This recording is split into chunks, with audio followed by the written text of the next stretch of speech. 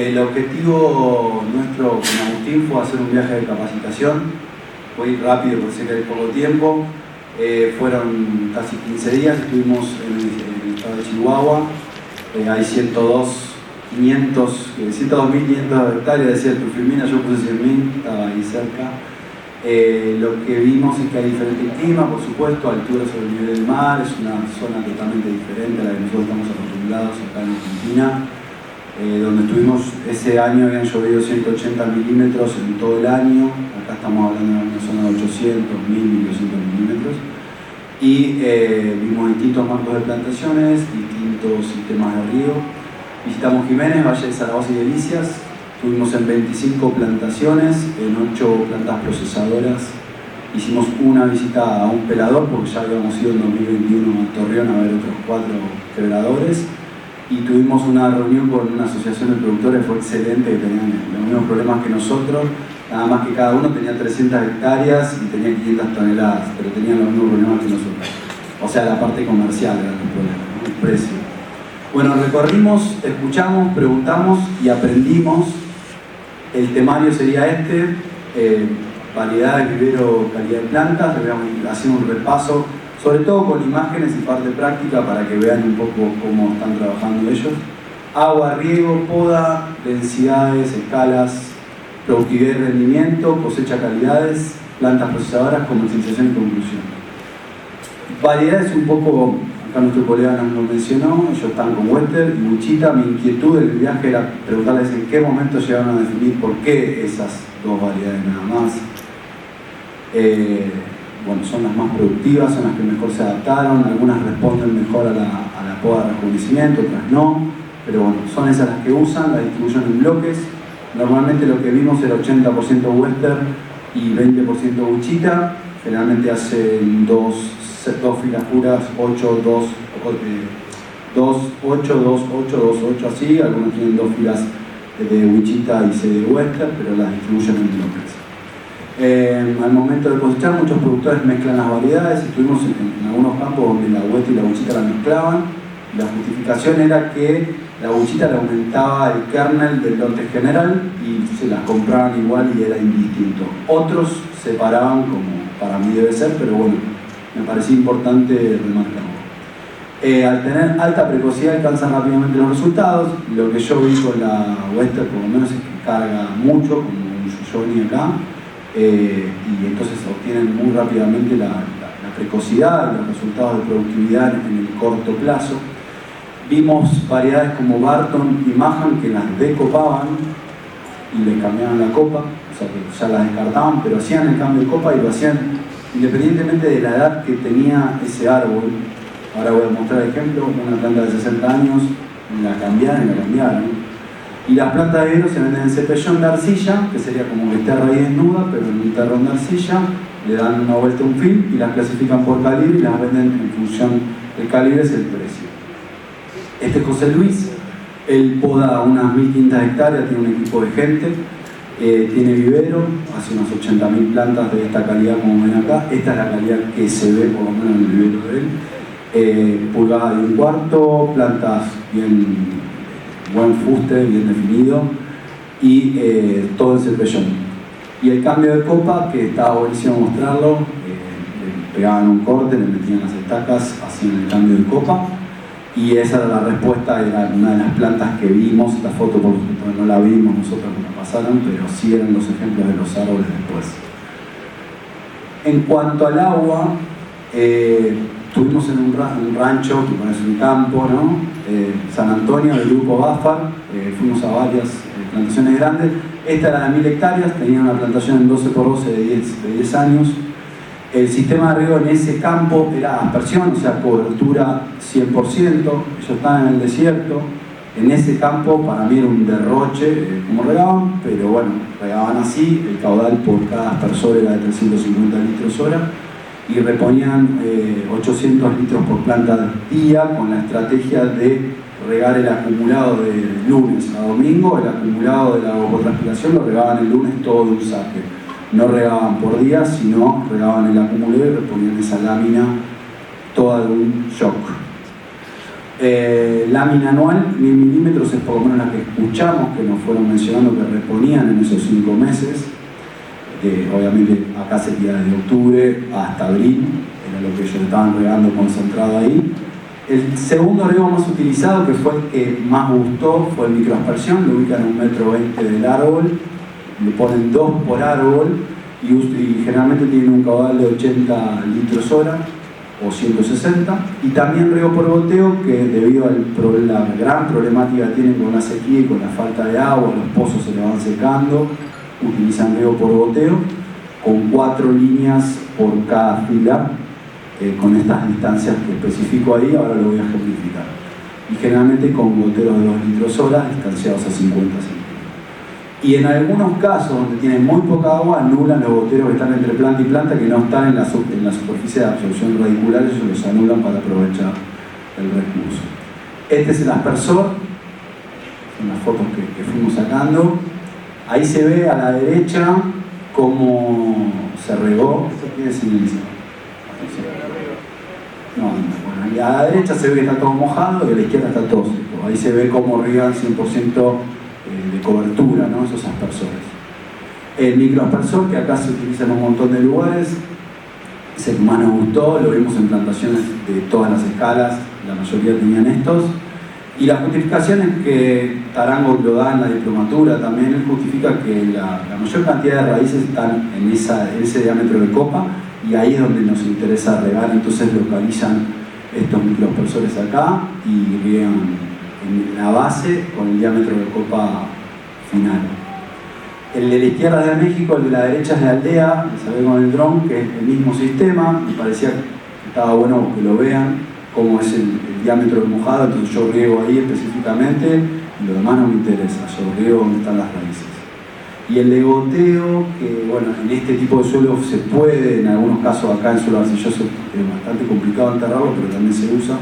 Ahí se ven las 4 mangueras enterradas y acá como ya las estaban instalando y estaban cambiando a riego por goteo y contaban que no notaban diferencia entre microaspersión y goteo con 4 líneas sobre la fila, no con una ni con 2, 4 líneas, todas abiertas los goteros. Bueno, poda, José Luis, como les dije, tenía un equipo de poda. El tema de la poda está unificada, no se discute si es copa multiramificada, si es líder central, va líder central, todo lo que es plantación nueva. Plantación adulta ya establecida, definitivamente hacen poda de rejuvenecimiento sin miedo a tener un árbol que no sea estético, o sea, lo bajan y se terminó.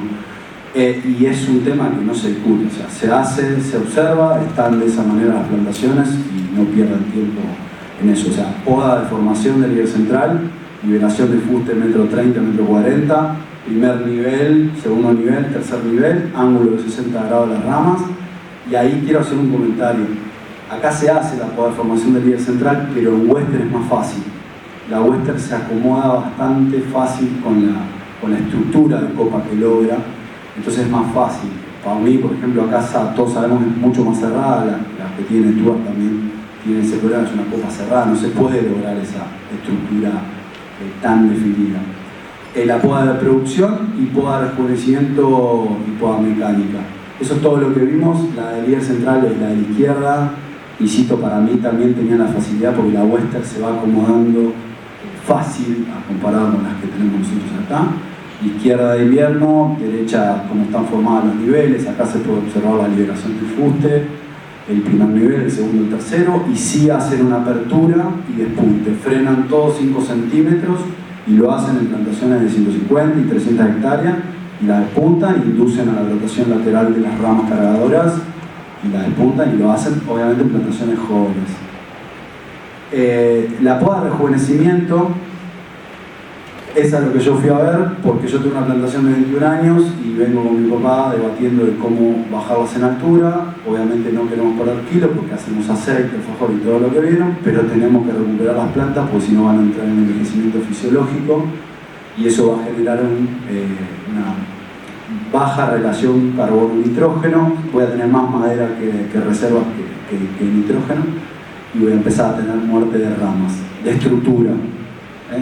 termas de estructura y de cargadores nuevos, que eso es lo peor y ya no se está pasando en mi campo. Entonces se lo voy a contar para que vean cómo lo hacían. Ellos dividían con un sistema de poda que es de limitación de altura. ¿Cómo lo hacen? Dividen el campo en tres, A, B, C. Fila A, este año, poda de rejuvenecimiento, bajan la altura a toda la fila y le hace una clareo interna a esa fila. A la B la clarean, a la C no la tocan. Entonces podaron un 33% fuerte, un 33% suave y un 33% no lo tocaron. Al otro año van a B, la bajan. A la A no la tocan, la miran de reojo, la B la bajan, ya la habían abierto el año pasado, y a la C la clarean. Y al otro año van a la C la bajan en altura, a la B ni la miran y a la A la clarean. Y lo hacen, la mayoría que vimos lo hacía acá. Con la de la izquierda, donde está Agustín, estaba loco, se quería traer una de estas máquinas para dar servicio. Entonces ahí conectaban una motosierra hidráulica y con eso van limitando la altura, un operario iba trabajando. Y bueno, la poda mecánica, que como todos ya saben, el que entra con esa máquina se casa y tiene que repetir, y además no se salvan de hacer el aclareo, o sea, también van a tener que hacer el aclareo. Entonces, no sé si lo entendieron, hacen ABC, 33% todos los años, al cabo de 3 años, de 4 años, renuevan toda la huerta. Esa es la forma más clásica. Hay otras personas que compran una huerta, renuevan todo, pierden ese año de producción y allá el segundo y el tercero tienen cargadores de 2 años y de 3 años que están en su máxima expresión y pueden terminar de tolerar toda la carga de ese clúster en las puntas. En cuanto a densidades, vimos de menor a mayor. Ninguna era igual. Esa era la verdad. Vimos 15 por 15, vimos 16 por 9, vimos 12 por 12, 13,5 por 7,5, 12 por 6, 10 por 10, 10 por 5 y 8 por 6. Todas eran diferentes. Es muy gracioso, pero es así. También vimos un 40 por 40, que eran 6 plantas por hectárea, ahí está en la foto. Agustín es el de la derecha, el de la izquierda soy yo, no llegábamos a tomarnos la mano. Eso es un árbol criollo en la zona en donde el árbol se da naturalmente, como puede ser acá en el delta, ¿no? Entonces estaba en una zona de confort el árbol, se siente cómodo y así venía y así producía. Era la verdad que emocionante, era majestuoso ver a ese bicho ahí y decir, ¡fuah! ¿Qué le queremos hacer a este chabón? Lo queremos adensar, pero mirá cómo se viene después. Y bueno, ahí porque está en una zona de confort y claramente es un lugar único, era esto del Valle de Zaragoza. Las escalas de proyecto, como para que tengan una idea, vimos plantaciones de la familia Esparza, de 2.500 hectáreas, vimos 1.500 hectáreas de Bafa en una zona y vimos 1.000 en otra, o sea, tenían distintas plantaciones con viñedo, bodega, etc. Después estuvimos con un grupo de 18 productores que en promedio uno tenía 100 hectáreas, otro tenía 300, otro tenía 150. Vimos este lote de 50 hectáreas y otro de 23, que fue el más chico que vimos. La productividad y rendimiento la fuimos preguntando y también observando, porque en el momento que fuimos estaban pre-cosecha y iniciando la cosecha, entonces la fruta se observaba. Entonces se veían en algunos casos plantas con 26, 28 kilos, otras con 22, otras con 15, 12, había como una variedad, pero se veía la fruta, no es que no estaba. Entonces, hablando con los encargados y los asesores que estaban en esas plantaciones, hicimos un promedio, uno estaba en 2.300, 2.800, 1.300, 1.800, 2.000 y 3.000.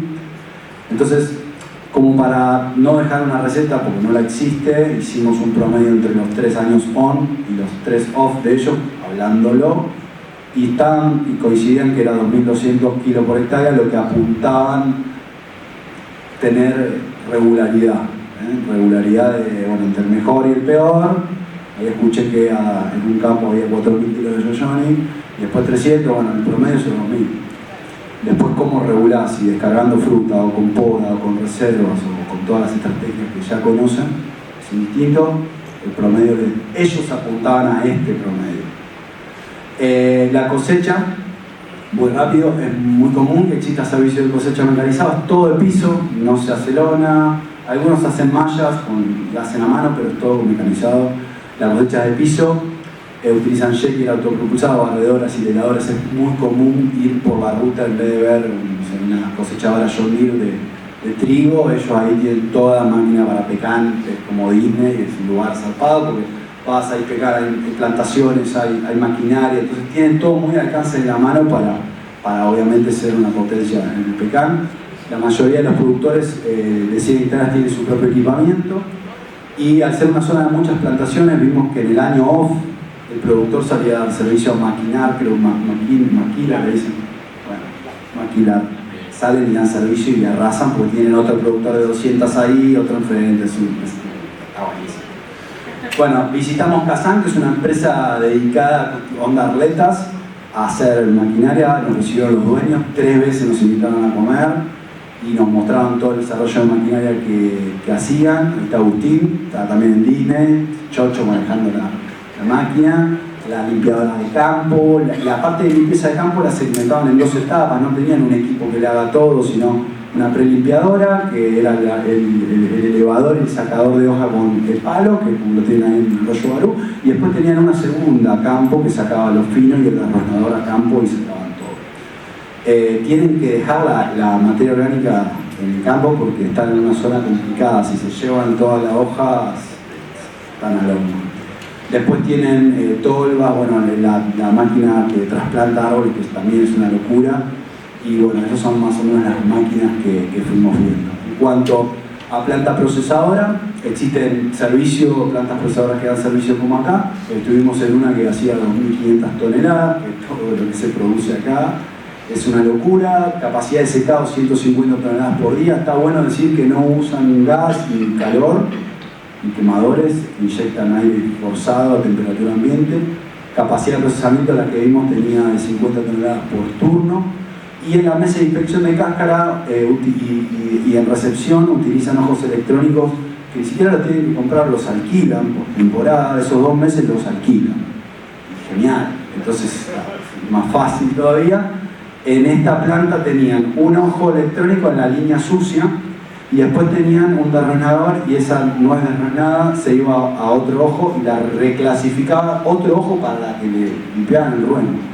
Y adentro tenía las mesas de inspección con también el ojo electrónico.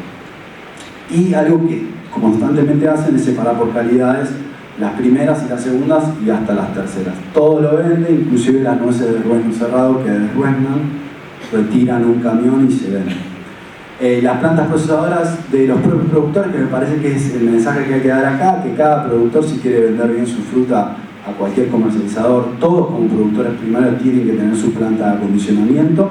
Por eso es muy importante que hagan proyectos de 30, 40, 50, 60 hectáreas para arriba para poder amortizar esa planta procesadora, y que ustedes mismos reciban el comprador en su empaque, pinchen la bolsa, le hagan el análisis y ahí puedan arreglar el valor y que se lleven las nueces y ya está. Todos los productores disponen de plantas procesadoras, más lindas, más feas, viejas, fierros, algo tienen, todos algo tienen, pero lo hacen ellos. Y todos los productores, luego de procesar y almacenar, venden a comercializadores. No pela, por lo menos los que pedimos nosotros, no pela, no nada, o sea, se llevan la fruta. Y estas son las plantas, estas son los ojos electrónicos, las secadoras, que son como de material desplegado cilíndrico de 10 toneladas cada una. Remojan, lavan la fruta. Esta foto me pareció buenísima porque la nuez entra por este aspirador y separa la primera, la manda para un lado y la segunda para el otro. Entonces la segunda va a una mesa y ahí hay otro soplador y separa también la tercera. Entonces está como en cadena. Primera, segunda y tercera es kernel 57, 54 y ahí para abajo, ¿no? Para los que no saben. Ahí está, en general era eso: recepción, ardillona, desplomador, lavador, ojo, secador, separador de kernel, ojos electrónicos y terminación del producto. Eso fue todo. Estuve de vacaciones haciendo esta presentación y me leí el monje Benduso Ferrari y hice esta conclusión: que las 7 virtudes de la vida esclarecida y productiva del pecanero es dominar la mente y dominar al cultivo y uno mismo, seguir el propósito y producir nueces en cantidad y calidad, practicar el Kaizen, que sería la mejora continua, sobre los procesos de manejo integrado, como dice el doctor Tarango, Vivir con disciplina y aplicar en cada etapa fenológica las técnicas correspondientes, o sea, tener hábitos, pero también en la plantación. Servir desinteresadamente a los otros y brindar toda la información, participando en reuniones y agradeciendo este espacio, por supuesto, porque si no nos transmitimos la verdad, estamos todos al horno. Respetar el tiempo propio, la naturaleza del árbol en su madurez, y mientras tanto ir equipándose, porque el árbol nos da el tiempo de ir equipándonos, y eso lo tenemos que saber y lo tenemos que ir haciendo. Y abrazar el presente y agradecer este espacio y a todos los presentes en esta gran jornada pecanera, porque para mí siempre es emocionante y un orgullo poder transmitir lo que aprendí. Y como conclusión general, más técnica, el ABC es agua, poda, nitrógeno y zinc. Y después el genotipo, porque nosotros tenemos problemas de productividad porque cada uno planta lo que escuchó que produce. Entonces, desde ahí vamos medio mal. Tenemos que entender que hay determinadas variedades que son más productivas y poder, entre técnicos y productores, observar cuáles son esas 4, obviamente en una zona determinada, y correlacionarlo con la industria que la va a pelar. Entonces, chicos que pelan, ¿cuáles son las 4 que ustedes remojando, sanitizando, pueden pelar mejor? Bueno, ¿cuáles son las 4 que el productor va a poder ganar plata y va a tener productividad y va a poder calmar la ansiedad de sus años de espera? Perfecto. Para mí ese es el camino y por supuesto unificar la calidad, pero en cuanto a la parte técnica, agua, poda y nitrógeno. Cosechar bien. Y por último, no existen recetas ideales.